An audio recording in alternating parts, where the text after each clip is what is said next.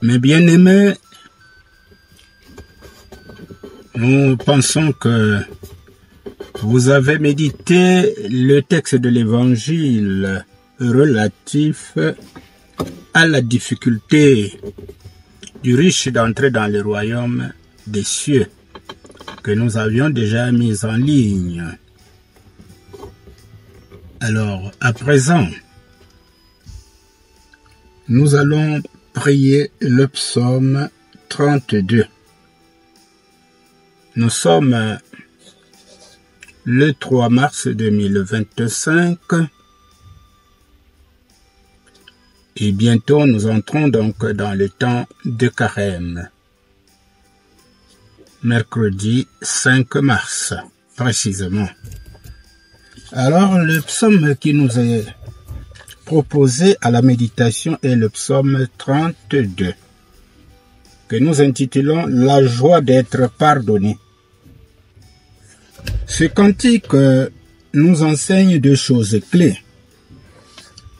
La première, une culpabilité refoulée devient un fardeau insupportable. La deuxième, la confession et le pardon apportent la joie et la paix du cœur. Tout chrétien né de nouveau qui marche sur les traces du Sauveur s'est déjà vu confronté lors d'un péché à un dilemme. Soit refouler la culpabilité, soit la confesser. Chaque fois que nous ne pouvons pas libérer notre conscience d'un fardeau, les jours et les nuits sont longs et pesants. Cependant, lorsque nous nous reconnaissons en faute et confessons notre péché, nous retrouvons une joie et une paix à salut. Si Dieu a bien voulu que les vicissitudes de la vie de David nous soient rapportées dans les Saintes Écritures, c'est à dessein. Prenons en exemple son péché d'adultère avec Bathsheba et le meurtre de son mari qui s'ensuivit, que nous pouvons lire en 2 Samuel, les chapitres 11 et 12. Alors cet exemple est pris pour nous montrer qu'il est un Dieu aimant, compatissant et miséricordieux, pourvu qu'à notre tour nous nous reconnaissons fautifs et lui confessons notre péché pour recevoir le pardon, en vue de nous réconcilier et renouer notre communion avec lui. Le présent psaume, le psaume 32, doit être associé au psaume 51 et font partie des psaumes de pénitence les plus instructifs. Le psaume 51 sera médité le mercredi de Cendre, donc le 5 mars 2025. Soyez donc attentifs et assidus à nos méditations.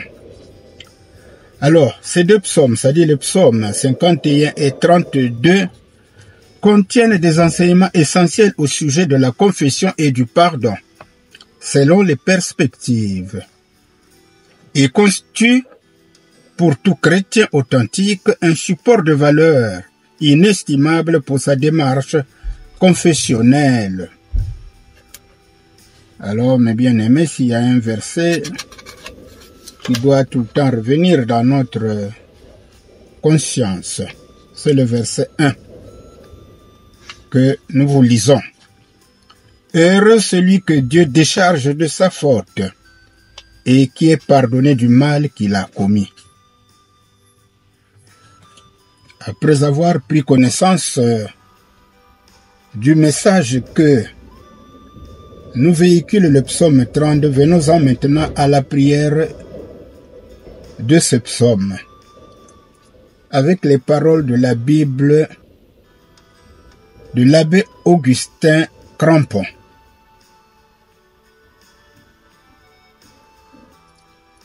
Heureux l'homme à qui Yahvé n'impute pas l'iniquité et dans l'esprit duquel il n'y a point de fraude. Tant que je me suis tu, mes os se consumaient dans mon gémissement, chaque jour. Car jour et nuit ta main s'appesantissait sur moi. La sève de ma vie s'est desséchée aux ardeurs de l'été. C'est là. Je t'ai fait connaître mon péché. Je n'ai point caché mon iniquité. J'ai dit, je veux confesser à Yahweh mes transgressions. Et toi, tu as remis l'iniquité de mon péché. C'est là. Que tout homme pieux te prie donc au temps favorable. Non. Quand les grandes eaux déborderont, elles ne l'atteindront point. Tu es mon asile.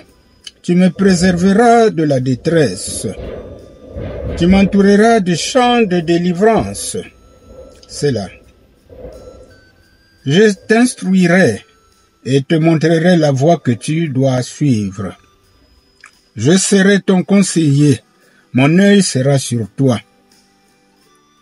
Ne soyez pas comme le cheval ou le mulet sans intelligence. Il faut les gouverner avec le mors et le frein. Autrement, ils n'obéissent pas. De nombreuses douleurs sont la part du méchant, mais celui qui se confie en Yahweh est environné de sa grâce. Juste, réjouissez-vous en Yahweh et soyez dans l'allégresse. Poussez des cris de joie, vous tous. Disons Amen. Alors, mes bien-aimés, faisons ce psaume de pénitence. Lorsque nous avons transgressé un commandement de la loi de Dieu, ne refoulons pas la culpabilité, mais il faut la confesser. Et c'est de cette manière que nous allons rétablir notre communion avec le Seigneur. Car l'objectif de la confession, c'est rétablir la communion avec son Dieu.